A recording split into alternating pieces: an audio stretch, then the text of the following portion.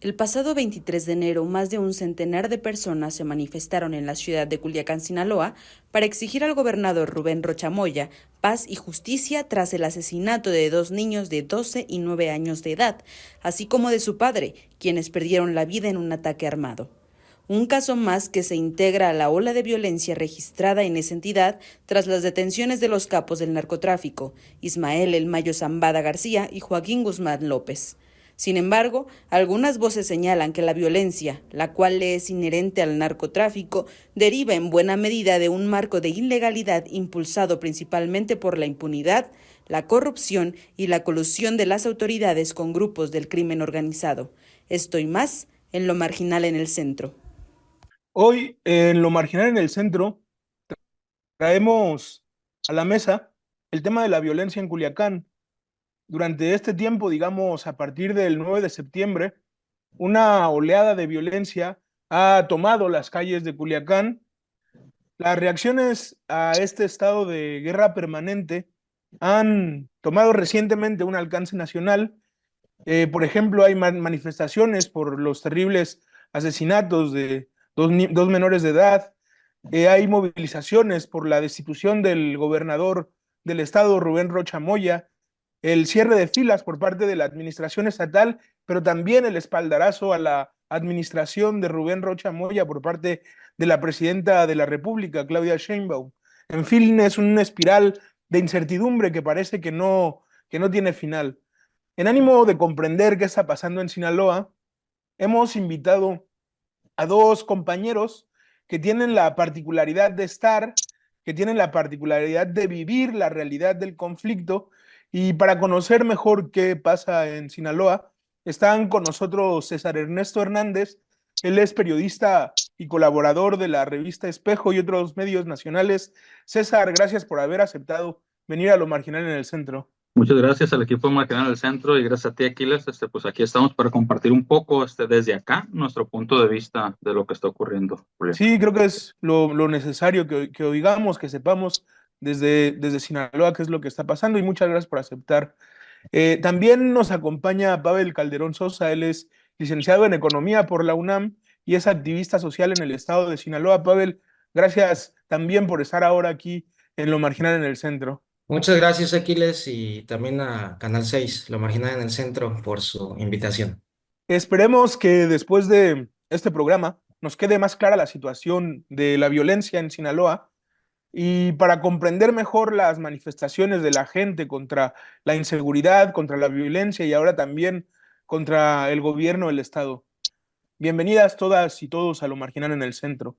Creo que sin más preámbulo podemos iniciar. César, quisiera empezar contigo preguntándote, de alguna manera, ¿cuál es el punto de vista de la gente en Sinaloa? ¿Por qué la perpetuación, no sé si se puede decir, la normalización de la violencia? ¿Cuál es el punto de vista de la gente en ese estado y sobre todo en Culiacán, también en esa ciudad? Pues mira, ¿qué te puedo comentar respecto a la normalización de la violencia? Creo que es ir un paso atrás del inicio de este conflicto, que como bien lo marca, se inició el 9 de septiembre, pero se generó a partir de un hecho histórico y sorprendente que ocurrió el 25 de julio, ¿no? Con la detención de Ismael El Mayo Zambada y el asesinato de Héctor Melesio Juan aquí en Culiacán. Pero previo a esta situación, y considero, y no me dejarán mentir mis compañeros y la ciudadanía de Sinaloa y de Culiacán, el tema de la violencia, de la narcocultura, del narcotráfico, siempre ha sido un tema por el que Sinaloa es conocido a nivel nacional e internacional, por una situación histórica de años, de décadas incluso, y donde el tema de hablar de normalización de la violencia es algo muy particular, porque en este contexto, por ejemplo, yo me he llegado a preguntar, ¿qué tanto yo como culiacanense tengo normalizada la violencia, entendiendo que, pues, cuando yo nací ya existía el crimen organizado y durante toda mi vida, de una u otra manera, he visto algunos datitos o algunas señales eh, que me hablan de esa violencia que siempre está, ¿no? Por ejemplo, acá en Culiacán está esta especie de tema de leyenda urbana, de que si vas en la noche, en la madrugada, y esto no en este contexto, no es una cosa, podría decir yo, que he escuchado desde mi adolescencia, que si vas en la noche después de una fiesta en la madrugada y en un semáforo el carro de enfrente no avanza, que no le pites, porque a lo mejor te pueden disparar, ¿no? U otra, la cuentan de que le pasó a alguien y que si le pitas, te disparan y que si no le pitaste, te iban a dar una lana. Entonces, ese tipo de historias, creo que hablan, o yo he querido darte como un detalle o una fotografía de cómo hemos vivido en Sinaloa el tema de la violencia y la normalización, fuera de un contexto de guerra continuada como el que se ha dicho que estamos viviendo desde hace alrededor de 140 días. Entonces, yo hablaría de una situación estructural desde hace décadas que ha venido haciendo común que cierto tipo de delitos se vean como muy normales en Sinaloa en cuanto, por ejemplo, al narcomenudeo de algunas drogas, o en cuanto a maquinitas ilegales de apuestas en ciertos lugares, y que vemos que en el actual contexto este tipo de, pues, situaciones ya se empiezan a atacar cuando en otros contextos eran una cosa totalmente permitida. Y ya como para cerrar, en cuanto a hablar de normalización, después de este como que gran contexto, quisiera yo decir que pues a final de cuentas todo viene de la falta de oportunidades. A lo mejor me hago un brinco, pero creo que la falta de oportunidades es lo que explica de fondo y de inicio el por qué el crimen organizado ha podido tener tanta fuerza sobre la población, sobre infinidad de sectores vulnerables, hablando de las juventudes, de las mujeres, de las personas en campos pesqueros, de las personas en la sierra, en los campesinos, y prácticamente hay una fuerza práctica que no hemos podido superar, y que en respuesta ante esa incapacidad de organización social o ante esa falta de algunos detonantes que nos llamen a organizarnos de una manera mucho mayor, amplia y organizada, pues hemos tendido a tener que salir a las calles a riesgo de que te pase algo, ¿no? Y hablando de eso, ahorita sí estamos los sinaloenses y los culiacanenses. Si bien del 9 de septiembre durante todo ese mes se puede decir que en Culiacán estuvimos prácticamente encerrados, pues tenemos que hacer nuestras actividades, y las hacemos incluso de distracción, no solo de trabajo, porque no es posible que estemos secuestrados en nuestras casas sin poder salir a hacer ningún tipo de actividad, ni siquiera ganarnos la vida. No es que no haya miedo en Sinaloa, es que es imposible vivir encerrado. Y a pesar de ese miedo es que tenemos que salir. Entonces, es una normalización obligada, diría yo. Y con eso cierro. Sí, creo que hay algo que ponías en el centro que me parece una de las explicaciones soterradas pero innegables de la violencia, es precisamente entender la influencia de las desigualdades, entender la influencia del capitalismo en las dinámicas de la violencia y en las dinámicas también sí, en las dinámicas de la violencia en Culiacán y en Sinaloa. Y me parecía importante, sobre todo porque muchas veces esta explicación de las desigualdades estructurales se deja de lado, parece que no existe, pero creo que si vemos por ahí podemos encontrar muchas respuestas a por qué esa situación. Pero bueno, quizá en la segunda intervención podamos discutir más sobre eso. Y Pavel, te quería preguntar en este punto, ¿cómo se vive el día a día en Culiacán? ¿Por qué la situación? Sí, pues desde mi punto de vista, la cuestión principal del problema tiene que ver con que pues la disputa por el negocio del narcotráfico pues tiene ya mucho tiempo, tiene décadas. Nos podemos remontar a muchos años atrás, desde las dos guerras mundiales, cuando se promovió la producción de amapola, la producción de goma de opio para que pueda satisfacerse el mercado norteamericano y los frentes de guerra.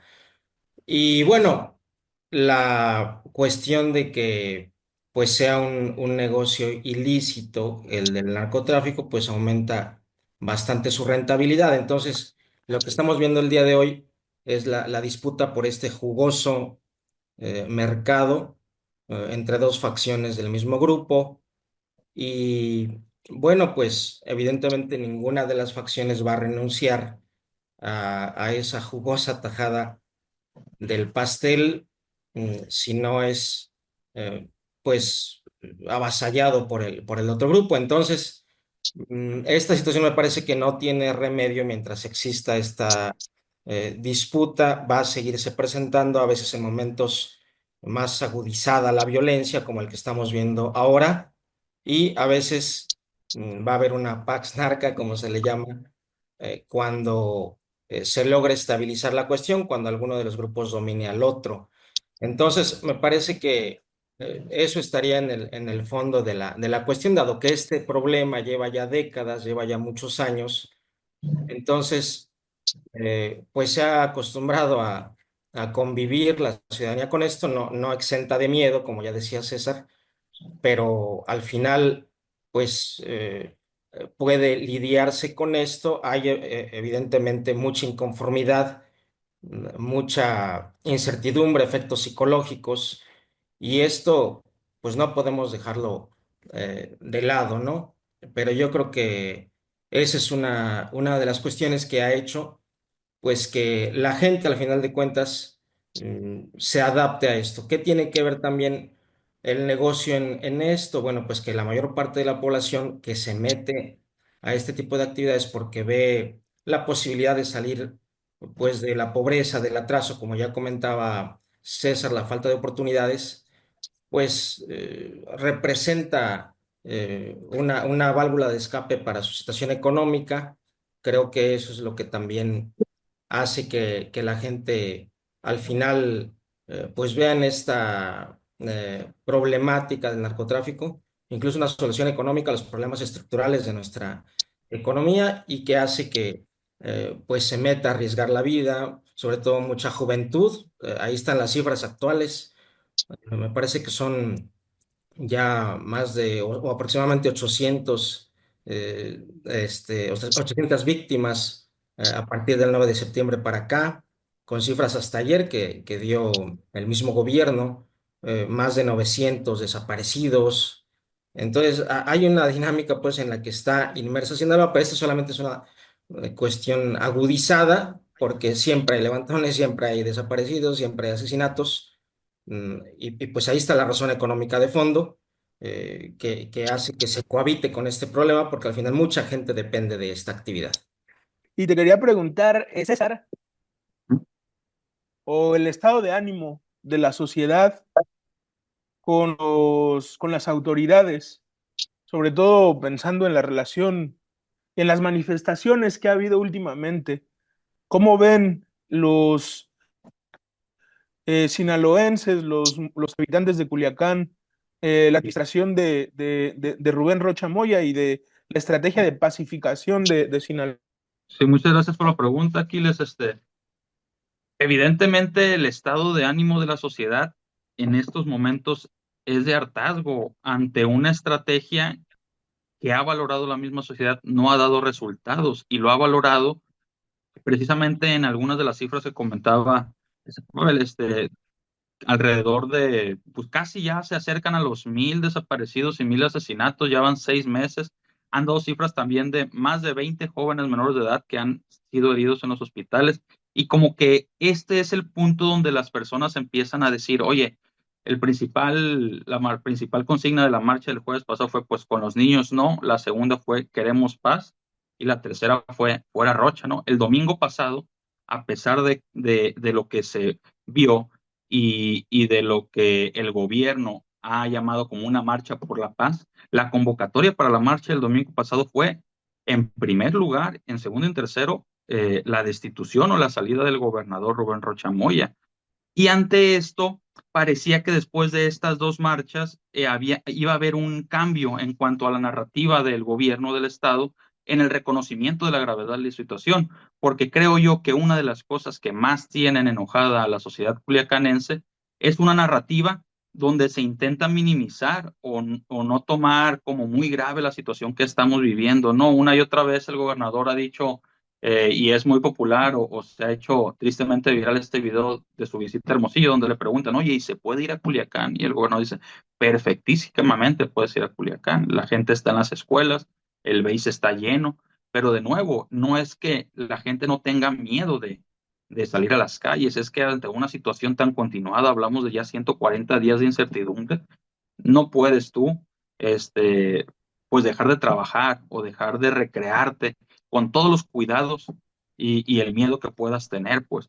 Pero incluso, ¿no? En cuanto a esta situación, el gobernador señala y minimiza cifras estadísticas del INEGI. Y revisando yo las cifras estadísticas del INEGI desde el 2016, que fue las que encontré disponible, sobre la encuesta de victimización, nunca en la historia de Sinaloa los culichis se habían sentido tan inseguros como nos hemos sentido desde diciembre para acá, y esto confirmado en cifras estadísticas del INEGI, ¿no? Por lo menos desde finales del 2016 al 2017, mismo caso para Sinaloa. Sin embargo, el gobernador Rocha sí cita una encuesta, y esto el pasado lunes en la conferencia de esta manera, de la jornada, donde habla que Sinaloa es el segundo estado a nivel nacional con mayor preferencia de Morena, alrededor del 40%, y dice, oye, hay que hacer ese porcentaje al total de la población de los electores, son mucho más que los 5,000, 6,000 que marcharon el domingo, dice. Y más allá de eso, o sea, dice, esos 5,000, 6,000, pues no representan estadísticamente a toda la sociedad, o sea, minimizando una y otra vez la gravedad de la situación y la exigencia de la ciudadanía en cuanto al enojo. Ante eso, fíjate, y hoy que es un juego de béisbol aquí en Culiacán, de la serie final de la Liga Mexicana del Pacífico, acá en Sinaloa, somos muy beisboleros, y como el gobernador lo ha señalado una y otra vez de que está lleno el estadio de béisbol, han empezado a convocar, y lo vamos a ver esta noche que estamos grabando hoy martes, a la tarde de este martes, si se convocó a que las personas que asistieran al béisbol llevaran unas cartulinas y que gritaran, pues fuera Rocha en el béisbol. Y eso es en respuesta a la posición oficial de gobierno del Estado de minimizar la situación de violencia, o por lo menos no reconocerlo, ¿no? Y también, más allá de eso, se está actualmente, parece, organizando una marcha por la paz, pero en apoyo al gobernador. Y una de mis dudas principales en cuanto a esta situación, y a lo mejor y ni tanto duda, sino una certeza, es que si se llega a hacer esa manifestación del domingo a favor de Rocha, los culiacaneses lo van a sentir como un agravio. Lo he visto en innumerables comentarios en redes sociales. ¿Cómo se le ocurre al gobernador hacer una marcha, o cómo se le ocurre hacer una marcha para apoyar al gobernador en esta situación? Entonces, como que no hay ese acercamiento o esa comunión entre sociedad y gobierno de reconocimiento de la gravedad de la situación para poder organizarse y empezar a trabajar en pos de una agenda ciudadana de construcción de paz, que es un tema que surge cada vez que hay un conato o un tema así de surgencia de la violencia como el que estamos viviendo actualmente. Y pues lo que se dice también, que la atención a este problema pues empieza por el reconocimiento. Y sin embargo, ya para terminar, pudiera pensar yo, que también poniéndome desde el punto de vista de la administración estatal, incluso federal, que no conviene para nada en estos momentos a la nación esta narrativa, pero más que narrativa, realidad de la violencia del narco incontrolable, no solamente en Sinaloa, sino en diversas partes del país, ¿no? Y todo esto, pues por el discurso de Donald Trump, que vemos está generando acciones ya desde el primer día de su mano. Con eso me quedo. Creo que es importante traer esto último, que pues va a influir mucho esta decisión de Donald Trump, por ejemplo, de declarar organizaciones terroristas a los cárteles. Creo que es algo que puede ser peligroso para las personas y de alguna manera pues cambia la dinámica de funcionamiento de estos de estas organizaciones, de estos intercambios, ¿no? Y te quería preguntar, Pavel, prácticamente hacer la misma pregunta de cómo observas tú a la sociedad culiacanense y a la sociedad sinaloense con respecto, pues, a las autoridades, ya sea a la autoridad federal, a la autoridad estatal. Sí, Aquiles. Bueno, yo creo que es claro que lo que se ha notado por parte de la gente, pues es que hay una continuación de los eventos graves, el del peligro, de pues, las balaceras, de los asesinatos, los robos, que se han visto levemente tocados por la estrategia del gobierno, o bueno, por la táctica más bien podríamos decir.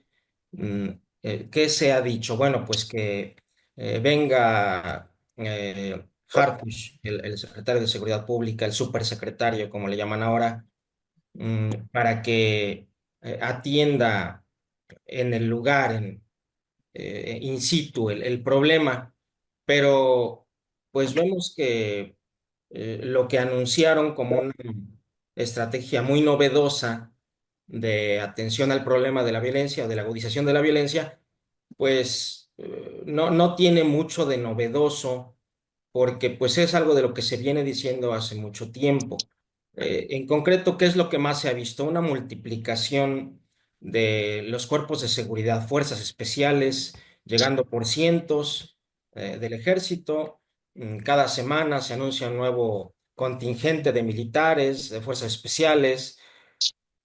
Eh, no hay duda, pues, de que esto se ha hecho ya en varias ocasiones en el pasado, no solamente aquí en Sinaloa, sino en otras partes del país, eh, y ya se está poniendo prácticamente desde los primeros días de esta crisis en práctica. Aquí en Sinaloa se ha dicho que se iba a actuar con más labores de inteligencia. Es cierto que se han visto algunos capos menos en las calles porque pues se publicita que fueron atrapados, que ha habido algunos narcolaboratorios desmantelados, entre otras cuestiones de menor monta, pero eso es lo principal que se publicita, decomisos espectaculares. No hace tanto que vimos millones de dosis de fentanilo decomisadas, etcétera.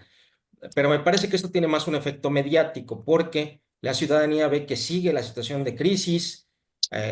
Ayer, por ejemplo, César no me dejará mentir, fue un escándalo cómo tuvieron que cerrar muchas escuelas porque se desató un rumor de ataque contra las escuelas, que al final, afortunadamente, no resultó cierto, cuando menos el hecho, pues que se llevara a la práctica, pero sí provocó eso mucho ausentismo. Sí es muy rápida la generalización del miedo, de la duda, de la incógnita, del temor ante estos rumores. No hace tanto también que hubo amenazas contra taxistas de aplicación.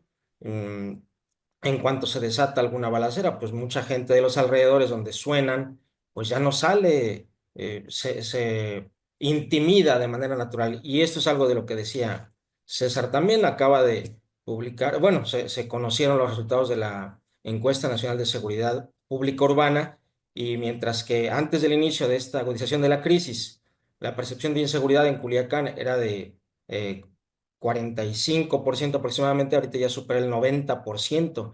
Por percepción de inseguridad está Culiacán en el cuarto lugar, solamente superado por Villahermosa, Uruapan y no me acuerdo qué otro municipio por ahí. Pero sí, es evidente pues que la percepción de inseguridad está como nunca muy elevada, por lo que la ciudadanía pues no ve un resultado propiamente tan espectacular como los anuncios mediáticos que se hacen. Me parece que sí, según los datos que da el mismo gobierno, creo que el medio que lleva la cuenta un poquito más detallada aquí en Sinaloa es el diario Noroeste.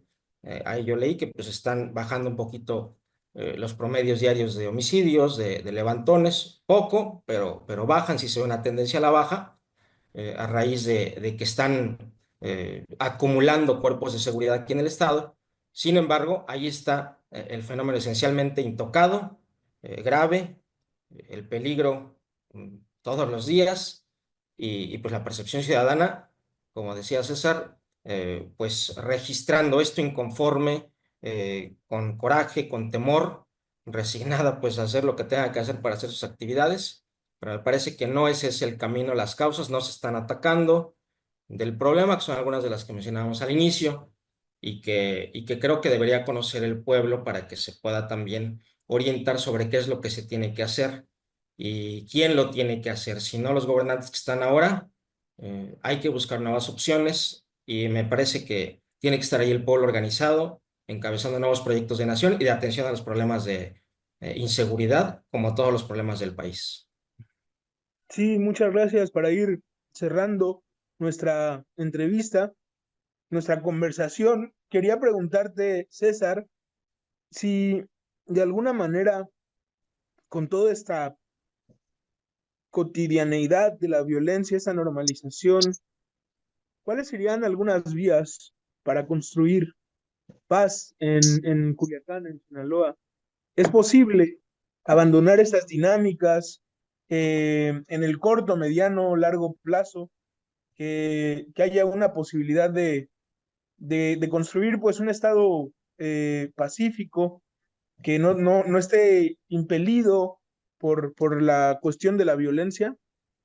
A mediados todavía de octubre, ya para finales de octubre, yo pues preguntándome, ¿no? En general, para empezar, ahorita yo estoy muy enfocado en historias de territorio, de medio ambiente, recursos naturales y la agenda climática, ¿no? Pero ciertamente, ante lo duro de la realidad y lo grave, mm, a todos los periodistas, creo yo, del Estado y sobre todo de Culiacán, nos ha tocado tocar de una manera u otra el tema de la violencia, ¿no? Es impostergable, es el tema que tenemos enfrente. Y en ese sentido yo me empecé a preguntar, ¿qué podemos aportar o cómo se puede invitar a la sociedad a pensar más allá de este concepto que bien lo menciona Pavel de paz narca, ¿no? Porque desde un inicio y ante todavía el panorama de que no iba a durar tanto como ha durado esta situación, las personas estaban buscando, incluso el gobierno y las personas, en volver a como estábamos antes, ¿no? Pero volver a como estábamos antes es volver a una situación prácticamente igual, pero con la violencia de cierta manera controlada, velada, con ciertos pactos que permiten la gobernabilidad y la vida diaria, ¿no? Pero en ese sentido dije yo, bueno, vamos a preguntar a las personas que saben y hice una serie de 5 o 6 entrevistas con académicos sinaloenses que trabajan temas de ciencias sociales, antropología, historia, sociología, incluso filosofía, para preguntarles cómo construir paz en Sinaloa, cómo construir. Entonces, publicamos esas entrevistas en Revista Espejo, las pueden consultar, el link ahí en el home está un link al especial con todas las entrevistas, pero hice además un ejercicio para poner 10 puntos y nada más te voy a mencionar algunos porque creo que es muy relevante. En primer lugar, uno de los datos y tiene que ver con lo que comentábamos al principio sobre los valores, incluso del narcotráfico, los valores del crimen organizado y que tienen que ver incluso un poco con el tema del capitalismo es que se sigue promoviendo valores individuales, ¿no? Donde se sigue promoviendo esta lucha individual del héroe por lograr ser el mejor, el más rico, el más fuerte, el que tiene más poder, en contra de una sociedad donde se abone por los valores comunitarios de compañerismo y de cuidado. Un sociólogo, psicólogo social ya retirado me platicaba esto y me dijo una frase que no se me olvidó y que ya no se me va a olvidar nunca, es que todos hemos sido cuidados y todos hemos sido cuidadores. Y en ese sentido, uno no puede volver a ver la violencia y ver que nos estamos agraviando el uno al otro cuando en realidad, si queremos una sociedad distinta donde todos quepamos, hay que asumirnos como cuidadores, no solamente de mi hermano, de mi familia, sino de la persona que tenemos enfrente. Y muchas veces el que más nos cae gordo o el que más nos agravia es el que más necesita de esos cuidados. Por un lado, ¿no? Por otro, cambiar este discurso de que somos más los buenos, que lo acaba de decir en su comparecencia el nuevo secretario de Seguridad, que somos más los buenos en Culiacán y somos más los buenos en Sinaloa, pero esta enfoque divide, ¿no? Y divide y pone aparte a todas estas personas que de una u otra manera no han tenido otra elección o otra mejor oportunidad de una buena vida o de una mejor calidad de vida que el sumarse a las filas del crimen organizado. Se habla de que son jóvenes, de jóvenes que se deslumbran por la posibilidad de una vida mejor y que ven que en su realidad inmediata es la única vía real, rápida, efectiva de tener un peso en la bolsa. Sin embargo, los estamos estigmatizando al decir que somos más los buenos. ¿Por qué no incluirlos y vernos también nosotros cómo hemos sido como dice la oración, ¿no? De pensamiento, palabra, obra y misión, parte de esta realidad? Porque sin duda todos lo hemos sido de alguna u otra manera, ¿no? Y por último, otra recomendación de otro psicólogo social también era cómo utilizar todos estos símbolos, hablando de la narcocultura y del narcocorrido, pero resignificarlos y usarlos para intentar de explicar de otra manera los fenómenos que nos están ocurriendo, ¿no? Y ante el éxito que ha tenido durante los últimos años, los corridos tumbados, los narcocorridos, otros géneros incluso un poquito más viejos como los corridos alterados, pues sí, pugnar por unas propuestas de las que incluso ya ha hecho referencia Claudia Sheinbaum en cuanto al tema de que los corridos pueden ser distintos, ¿no? Y mencionarte que sí, por ejemplo, yo conozco dos casos, uno de un colega, cantautor sinaloense que se llama Obed Noriega, que en un momento estuvo haciendo ejercicios de resignificar algunos corridos de aquella época de los corridos tumbados, pero en vez de una música acelerada, violenta, golpeada, eran unos arpegios de guitarra que le daban todo un dramatismo, que le daban una dimensión a la letra esta de tragedia, una dimensión que yo considero justa. Más recientemente, en diciembre pasado, se creó el primer concurso de la canción David Aguilar, donde uno de los ganadores también hace una especie de canción entre corrido country a Culiacán con toda esta situación que estamos viviendo. Y es un asunto que no es para nada apología, sino más bien una explicación real de lo que está sucediendo. Entonces, por lo menos ahí hay como tres consideraciones o opciones o teorías o pensamientos o sugerencias para construir una verdadera paz en Sinaloa, pero terminar diciendo que eso pues no va a ocurrir de la noche a la mañana y no va a ocurrir si la gente marcha una vez, se le acaban las ganas y no se organiza, ¿no? Es un proceso que tendría que ser una labor continuada de generaciones, a lo mejor incluso, pero si en unas coyunturas como las del primer Culiacanazo del 2019, el segundo Culiacanazo, creo que en 2020, 2021, y ahora que ya 140 días, no hemos podido ir más allá cuando regresa esta cierta normalidad, pues no sé qué es necesario para dar ese paso, qué tenga que pasar, ¿no? Sin embargo, pues yo soy positivo y tanto es así que busqué esas entrevistas, las publiqué y estoy tratando también de difundirlas, ¿no? Digo, creo que en cuanto a estas situaciones, lo peor que podemos hacer es sentirnos derrotados, pero sí hay que reconocer la situación, decirla como tal y exigir a las autoridades, porque al final de cuentas, si bien lo acaba de decir Rocha, ellos no son el enemigo, sino son los generadores de violencia, el primer responsable y la primera responsabilidad de las autoridades públicas es la seguridad pública. Y eso es algo que no se está garantizando aquí en Sinaloa.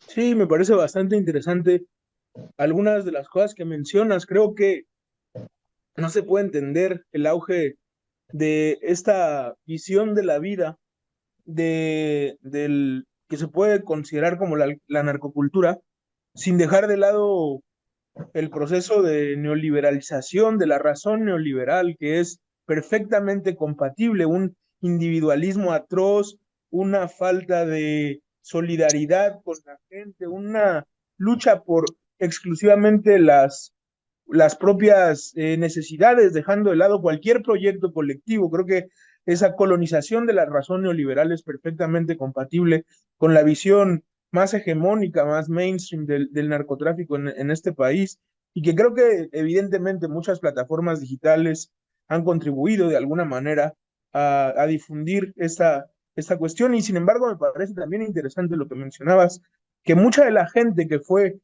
víctima de la guerra contra el narcotráfico y que sigue siendo víctima, pues es gente, gente pobre que ha sido obligada por las circunstancias de alguna manera es muy difícil, no hay muchas oportunidades y pues la vida también es sumamente difícil aquí en todos lados, ¿no?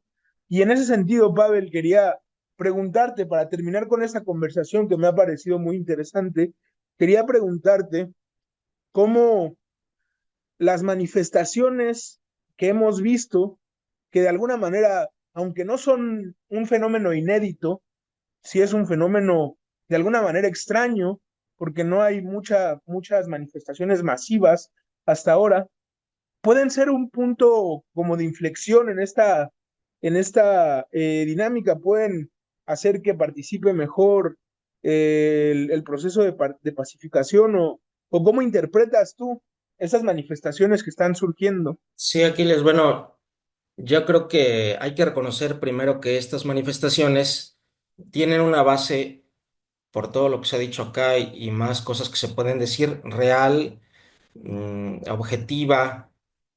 Yo creo que es lo primero que hay que reconocer, que hay problemas, que hay dificultades graves mm, en lo económico y que afecta principalmente a los trabajadores, a las trabajadoras sinaloenses.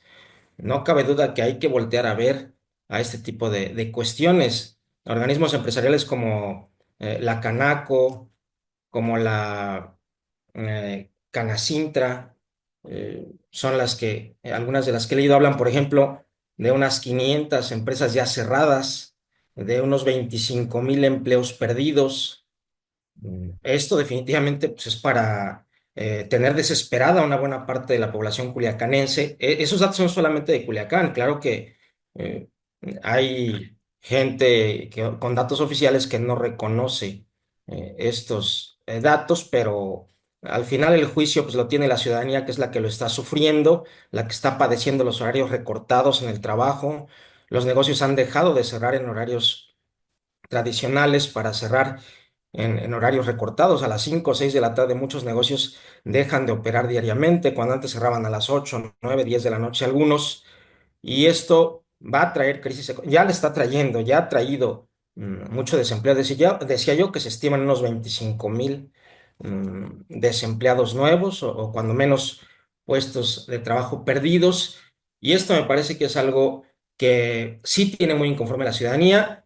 Adicionalmente, pues toda la cuestión de la psicosis, de las pérdidas de vidas, que pues evidentemente dejan a muchas familias enlutadas, muchas que no pueden llorarle ni siquiera a su ser querido en caso de que haya pasado a mayores su desaparición, pues precisamente porque no se le ha localizado. O sea, todo esto me parece que configura un ambiente realmente crítico, realmente de dolor, de mucho sufrimiento y de empobrecimiento de buena parte de la población culiacanense y sinaloense en los lugares donde está más crítico el asunto. La Cruz, últimamente también Mazatlán, algo se deja ver en otros municipios.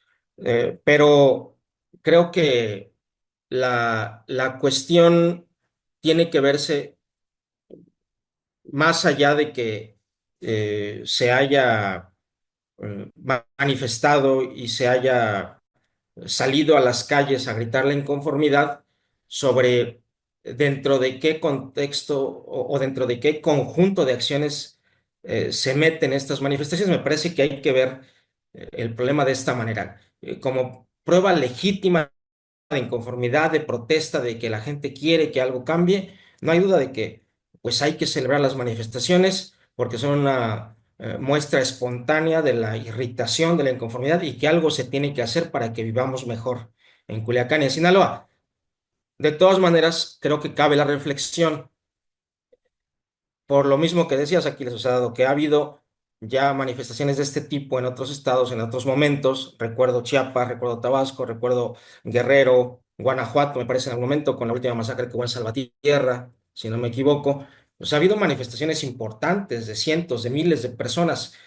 Sin embargo, mm, al no insertarse estas manifestaciones dentro de un programa de lucha más amplio, me parece que aunque pudiera amainar el problema porque se registre por algunas de las partes en el conflicto, por los gobiernos, que algo hay que hacer y que se le meta el acelerador a lo que se tenga que acelerar, me parece que fuera de alguna disminución, de algún amainamiento de la crisis. No creo que se resuelva de manera profunda la situación. Creo que tenemos que decir a la ciudadanía que el problema de la violencia y el narcotráfico tiene muchos actores. Está el imperialismo norteamericano, los grandes capitalistas, grandes banqueros lavando dinero, grandes empresarios de Wall Street haciendo los millones, toda la gran industria armamentista estadounidense haciendo el negociazo también desde hace muchos años, surtiendo de su armamento a los cárteles mexicanos. O sea, las amenazas de Trump son muy cínicas en este sentido porque pues tienen ellos vela en este entierro, ellos provocan en buena parte por los jugosos negocios que desde hace décadas vienen fomentando este tipo de crisis y luego nos quieren hacer pagar el pato de lo que ellos mismos están provocando. Entonces, creo que para que se resuelva de fondo el problema, sí tiene que haber manifestaciones, tiene que haber movilización popular, en primer lugar más masiva, pero ya no solamente espontánea, como una acción liberadora del coraje, del estrés, de la ira popular, sino tienen que estar insertadas dentro de la demanda, dentro de la lucha por un gobierno realmente popular que represente las mayorías de este país, porque ahora no se tiene al pueblo en el poder y tiene que buscarse eso. Entonces me parece que tendrían mayor efecto las manifestaciones insertas dentro de un programa de lucha más amplio para dirigir de otra manera los rumbos de este país. Bueno, pues muchas gracias. Creo que ha sido un programa muy interesante donde de alguna manera se conoce mejor la situación de Sinaloa y la situación de Culiacán, que se entiende también mejor las dinámicas de violencia y los actores implicados en estas cuestiones. Agradezco mucho la participación de César, agradezco mucho también la participación de Pavel, agradezco también el espacio que nos brinda Canal 6. Nos vemos en próximas emisiones de Lo Marginal en el Centro.